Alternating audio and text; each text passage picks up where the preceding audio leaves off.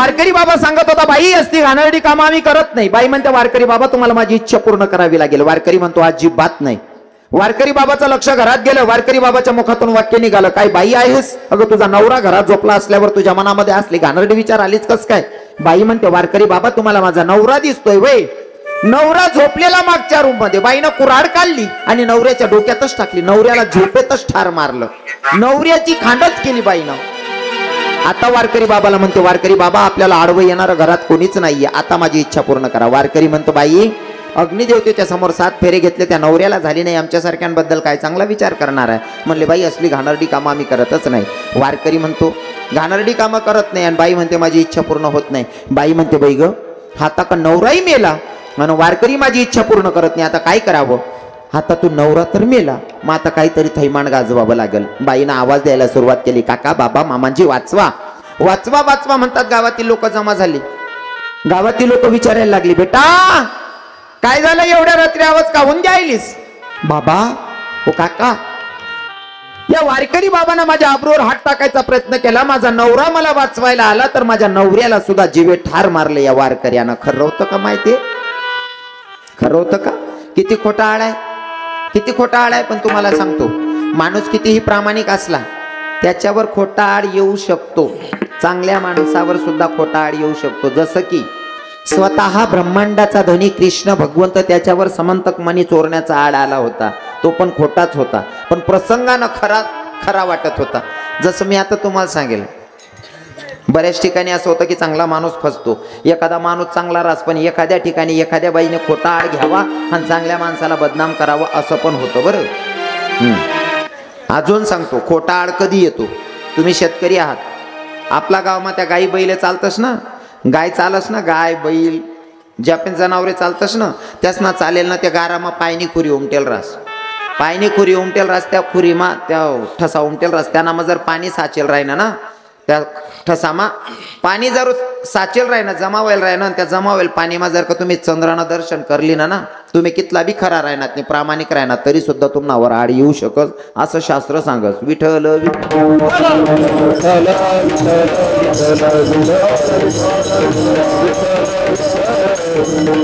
वारकरी बाबा म्हणत होते, बाईनं माझ्यावर खोटा आळ घेतला, पण आता लोक माझं कोणी ऐकणार नाही, कारण बाईचं जेवढं ऐकतात तेवढं माणसाचं कोणी ऐकणार नाही.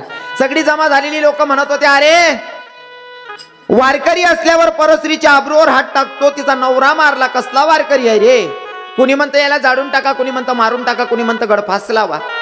पण एक सुज्ञ बाबा आले, ते म्हणले असं काही करू नका, मारू नका. मग मेल्याच्या नंतर विषय संपतो, पण याला जिवंत मारायचं. म्हणे कसं?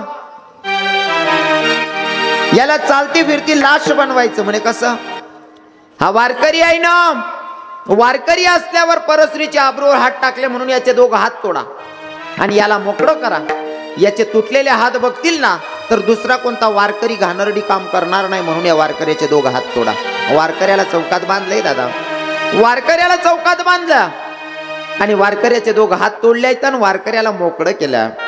आता वारकऱ्यानं पंढरपुराचा मार्ग धरला, पंढरपुराचा मार्ग धरलाय. डोळ्यातून घडाघडा अश्रू वाहतायत, रडतायत.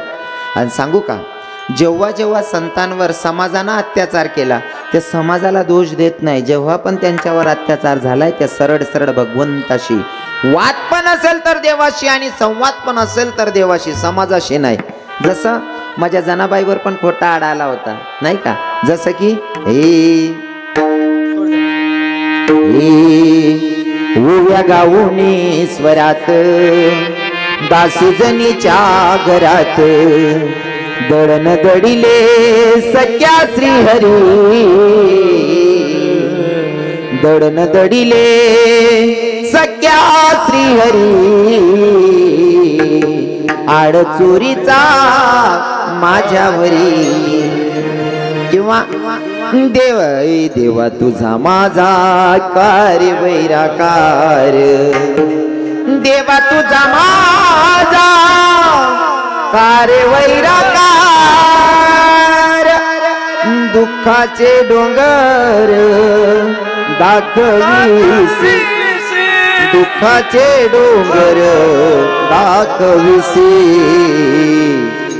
देवा तुझा माझा कार्य वैराकार, तुझा माझा अरे वैरका. जेव्हा जेव्हा जीवनामध्ये काही संकट आलं तर सरळ सरळ भगवंताशी संवाद आहे. देवाचं दर्शन घेतलं आणि देवाला सांगितलं, देवा तुझ्यासाठी टाळी वाजवत होतो रे, तुझ्यासाठी भजन गात होतो रे, तुझ्यासाठी पायीवारी करत होतो. देवा ज्या हाताकन मी तुझ्यासाठी टाळी वाजवत होतो ते हातच माझे हिरावले. जर तुझ्यासाठी टाळी वाजवणाऱ्याला जर हात गमवावे लागत असतील तर देवा तुला करुणावंत दयावंत कोण म्हणणार आहे पांडुरंगा, सांगणार आहे. तुझ्यासाठी टाळी वाजवणाऱ्याला जर हात गमवावे लागत असतील तर तुला करुणावंत दयावंत कसं म्हणायचं देवा. तेव्हा माझ्या पंढरीश पांडुरंग परमात्म्यानं सांगितलं, वारकरी बाबा मी कधीच कोणावर अन्याय करत नाही, अत्याचार करत नाही, हे तुमचं कर्म हे तुम्हाला भोगावं लागते. म्हणले कसं देवा. मागच्या जन्मामध्ये तुम्ही शुद्ध ब्राह्मण होते, एका कसायाच्या आतून गाय सुटली, गाय सैरा वैरा रावत्या, कसायाच्या आती गाय लागत नाही. या तुम्हाला कसाई दादांना आवाज दिला की ब्राह्मण दादा माझ्या हाताकन गाय सुटली, गाय मला घावत नाही, तेवढी गाय द्या म्हणले धरून. तुम्ही काय केलं, गायीच्या समोर गेले, गायीच्या समोर जाऊन दोघं हात आडवे केले, गायीच्या समोर जाऊन दोघं हात आडवे केले. या हातांमुळे गायचा जीव गेला, म्हणून या जन्मामध्ये तुम्हाला हात गमवावे लागले, केले कर्मा झाले. वारकऱ्याच्या डोळ्यात अश्रू होते. वारकऱ्यानं सांगितलं, देवा महागुणा माझ्या लक्षात आला रे, पण मला एक सांग ना, तिचा नवरा तर गपगुमान झोपला होता, त्याचा काय अपराध होता बिचाऱ्याचा. तेव्हा माझ्या पंढरीश पांडुरंग परमात्म्यानं सांगितलं, आता जो तुला गपगुमान झोपलेला दिसतोय ना वारकरी बाबा, आता जो गपगुमान झोपलेला दिसतोय ना तोच मागच्या जन्माचा कसाई, आणि जी मारणारी आहे ती मागच्या जन्माची गाया. यानं जसं तिची खांड केली तिने सुद्धा या जन्मामध्ये त्याची खांड केली. म्हणून दादा कर्म करत असताना सावधगिरीनं करायचं, कारण कर्म साधू संतांना सोडत नाही, तर तुम्हाला मला सोडणार आहे का. हा भगवंत बघत नाही अशी जागा नाही. कर्म करत असताना सावध, नाहीतर आमच्या हो ईश्वर बाबांनी प्रमाण घेतलंच, केले कर्म झाले तेची भोग आले, उपजले मेले. आमच्या हितेश बाबांनी घेतलं वाटतं प्रमाण. हा लक्षपूर्वक. हा झाला साधू संतांचा दृष्टांत. मग तुम्ही म्हणसान महाराज हे फक्त साधू संत नियमात जगतात त्यांनाच लागू पडतं, त्यांनाच भोगावं लागतं, मग आपल्यालाही भोगावं लागतं.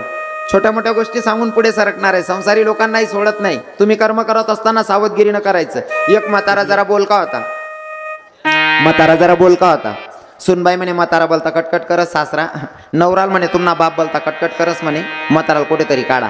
आता नवराले बी बाईना विचार करणाशे, मान भाऊ बापले जर कुठे धाड वृद्धाश्रममा कुठे नातेवाईकच कडेत भाऊ बंद मा नातेवाईकच मा सुई जाईल म्हणेशे, असं खरंच म्हणे म्हाताराले मारीश टाकस. बापने जोडे घ्या म्हणे पप्पा, म्हणे काय आता थोडी परिस्थिती बदली गई बा, बापले पप्पा म्हणायला लाग्या. लोकेश पण जसा जसा पैसा राहणार ना तसा तसा नियमनं उल्लंघन करायना.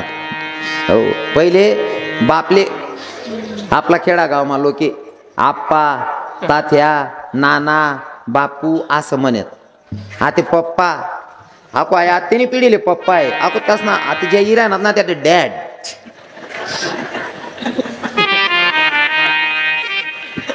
डॅड न मतलब माहित छे का, काहीच नाही, फक्त पीछे से यावर आगे द काही. मरी जायला माणूसले इंग्लिश मा काय म्हणतात. हा हा म्हणजे मग आपला पप्पा मरी जायले का, मग तुम्ही डॅड का म्हणतात. बराच शब्द असा आहेत. लोकेश पण पैसा आहे घ्यात ना बोलता सुशिक्षितपणा करायला लाग्यात. इथला सुशिक्षित होय घ्यात. पहिल्या बाया नवराले जर देराने जेठाने विचारत ना, नवरा जर बाहेर घ्या काव बहीण मन देर काय दिकी नाही राहणार होताई, आमना कारभारिकांनी बाजारले जायला शेतस. बरोबर आहे ना, जुन्या बाया बसलेत. आमना कारभारिकांनी वावरमा जायला शेतस. काय बोलणं होतो, आमना घरना मालक वावरमा जायला शेतस, आमना घरना मालक आठे जायला शेतस. आते मी एक ठिकाणी मुक्काम करा, जडे मुक्काम करा तडे म्हणा बेडरूम वेगळा, आणि ज्यासनाकडे मुक्काम होतो त्यासना बेडरूम वेगळा. पण असा आजूबाजूना आवाज बरोबरी. नेमका अहो भाऊ पायटे उठना, त्याला ड्युटीला जाणं होतं, सिटीना माहोल. अहो भाऊ पायटे उठना, चहा उकाय राहता. मी उठीन दखिली ना म्हणता भाऊ चहा ठी राहना भाऊ. मी म्हणा पडेल तू बेडवर, पण ती बहीण तिना बेडरूम मा आवाज दिना न त्या माणूसले म्हणे शशी माझं पण एक कप वाढवून घ्या. आता म्हणत या ते एकच बेडरूम होतात नाही, आई बहीण शशी म्हण राहिनी. मग मी उठी बटलो, म्हणता ताई म्हणे काय बाबा, म्हणता अहो भाऊ तुला जीज भाऊ लागस का? नाही ना म्हणे महाराज. म्हण नवरा आहे ना म्हण. म्हणतो तू असं उलगेल वावर आहे का? नवरालेच असे म्हणत हो बानट सुरूत नाही. काय बोलत पहिल्या बाया कारभारी धनी. आता नाव तरी आका मारते. आको थोडीशी पद्धत ते कारभारी धनी पुढे आते असे आहो काव लगून ठीक शे. आको बाकी नाही बाया वा पिंट्याना पप्पा.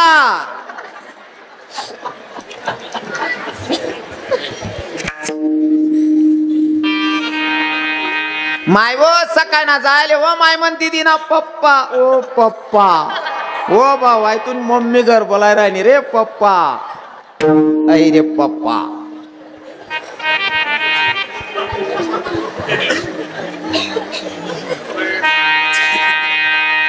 बायकोनं सांगितलं तुमचा म्हातारा लई कटकट करतो. म्हणले म्हाताऱ्याला कुठं तरी काढा.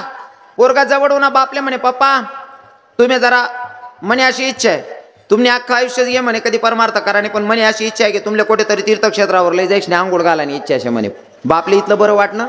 मग पोऱ्या काय सुधारणा भाऊ म्हणे बायकोनं ऐकीन दिनभर मग 3 दाव गाया दे म्हणे. आऊ आणि आंघोळले लई चालना. बापले इथला आनंद बापनं कपडा भराय घ्या बॅग मा गाडी मा बसाडली ना. बाप गाडी मा बसनाव तीर्थक्षेत्रावर लई घ्या. बाप ना तरी गाडी माही उतार नदी मा लई घ्या. गुडगाल पाणी होतं म्हणे बावड्या बसू का भाऊ वाटे. नाही म्हणे पप्पा चला पुढे. गुडगानं पाणी कंबरले लागायला लागे म्हणे बावड्या. हो चला हो पप्पा पुढे. कंबरनं पाणी छाती लागायला लागे म्हणे बावड्या. तुना बजेट वेगळा तर काय राहणार म्हणे मला.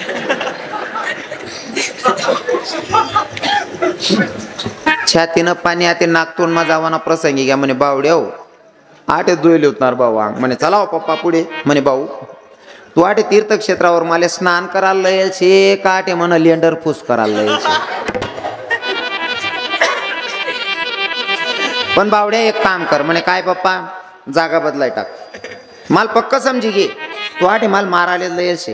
हो आता माझ्या लक्षात आलं का बाळा तू तीर्थक्षेत्रावर मला स्नानसाठी आणलेलं नाही. इथं माझा जीवनाचा अंत करण्यासाठीच तू आणलेला एंड ऑफ द लाईफ. माझा इथं जीवनाचा अंत आहे मला कळतंय. पण लेका एक काम कर ना जागा बदलून टाक रे. पोरगा म्हणे पप्पा तुमले समजी घे ना मी आटे मारायला येईल शे म्हणे. ह मग मरण आटे बी शे आणि जागा बदलायच नाही ते मरणच शे आटे मराल काय अडचण शे. बाप म्हणे बावड्या मला समजी जायचे तुम्हाला मारायला येईल पण तू जागा बदल. पप्पा इथलं समजी घे मी तुमले मारायला येईल माटे बी मरण दुसरी जागावर बी मरण जे माटे मराल काय अडचण शे. बाप म्हणे बावड्या जागा बदलाव रे भाऊ. का बरो पप्पा. अरे दादा आई जागावर मी मन बापले सोडी जायले तू जागा तरी बदलाय टाक म्हणे. सांगायचं तात्पर्य तुम्ही जे पेरणार आहे तेच उगवणार आहे. बरोबर आहे की नाही. जे पेरणार आहे तेच उगवणार आहे. म्हणून सावध. हो नाही ते कर्म जरी तुमनं खराब होईल मरण बी तसंच येईन. कर्म खराब असेल तर मृत्यू सुद्धा तसाच येईल.